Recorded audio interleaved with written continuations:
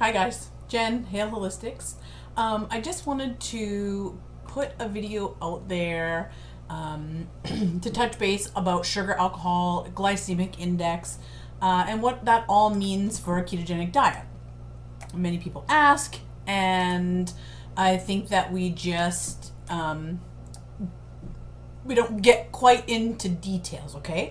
So glycemic index, it literally means causing sugar glucose in the blood. The GI is ranked from 0 to 100 based on how fast carbohydrates affect your blood glucose level, okay?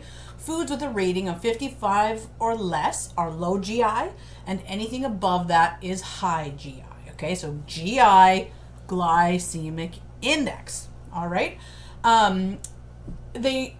Foods with a high GI are traveling rapidly and drastically in your bloodstream, and they increase your blood sugar, okay? Not all sugars or sugar alcohols are the same.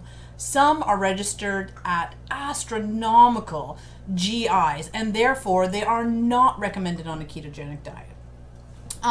Sugars, me and my ums.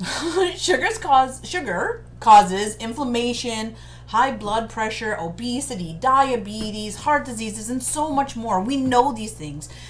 They could possibly even, in a lot of cases, are related to cancers and other things, right? So the idea with a ketogenic diet is that we're alleviating the effects of sugar on our body. We're lowering our blood sugar and our insulin levels. We're stopping carbohydrates from storing our fat. And in the process of that, we're burning the stored fat that it has given us over the years.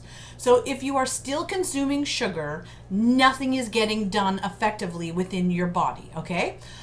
We talk about sugar alcohol. So what is sugar alcohol? It's also called a polyol, which is, that was a tongue. My tongue is not working today, sorry. Or sugar replacements. And they are commonly added and called sugar-free or no sugar added foods, right? They are low carb sweeteners derived from natural plant sources such as fruit, berries, and then put through a chemical process that involves adding alcohol to the molecule. There is no ethanol, so there is no alcohol buzz. You're not getting drunk off sugar alcohol. They're not that kind of alcohol, right? They're not fully absorbed by our bodies, so they have fewer calories than sugar.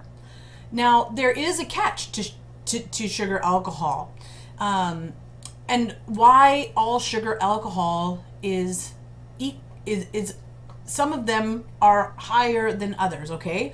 So your maltitol, xylitol, sorbitol, lactol, isomalt, they can stay in your digestive tract, and they can continue to cause inflammation just like sugar, and irritation such as diarrhea, gut pain, gas, bloating. You know, they're really preventing you from absorbing real nutrients that are also trying to get into your bloodstream. So they should always be used with caution and in small amounts. I always say to all of my clients, please check your ingredients. Check what kind of sugar it's sweetened with, okay?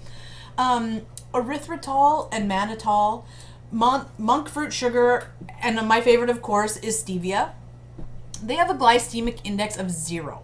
So 0 meaning that they have no effect on our blood sugar or our bloodstream, and they will have no effect on ketosis.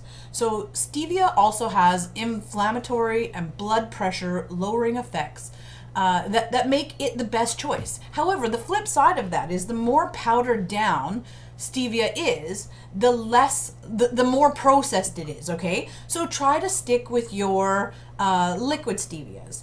The other thing is, really just making sure that you're not just switching from sugar sweetened items to items that are sweetened without sugar. You're also just trying to cut these things out of your diet in general to have better overall health, to not have that sugar addiction.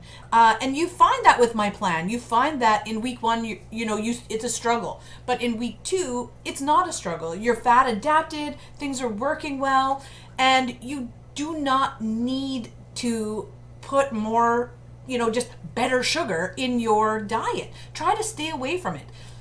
that's the idea, and that's the ideal that we should be getting. Okay, it's really, of course, life happens, and making a better choice is always making a better choice. But that being said, sugar and our sugar addiction is what got us to this obese or overweight or diabetic state. And just taking away the idea of that on the long term. So not always, but cutting it down and pulling it back. That's what we want to do with a ketogenic diet. Getting rid of those things, stopping inflammation, stopping, all sorts of other things. So let's please cut out the junk. Stop all the baking. There are things that we bake. Yes, we bake muffins and things like that to substitute for breakfasts, or making breads or things like that. But like outsourcing cupcakes and buying from the store, like even low carb grocery, and we are all guilty of it. I'm guilty of it too. I like to have it in the house a little bit, but you have to still treat it like a treat. You cannot sit down and just consume these no sugar added things and think there's going to be no effect on your body. Okay? So please just be aware of what you're putting in your body. Okay? Watch those ingredients, check for integrity, and really just, if there's more, what do they say? If there's more than 10 ingredients, chances are you're eating poison. So, really keep it on the down low. Okay? Bye. Thanks, guys. Thanks for listening.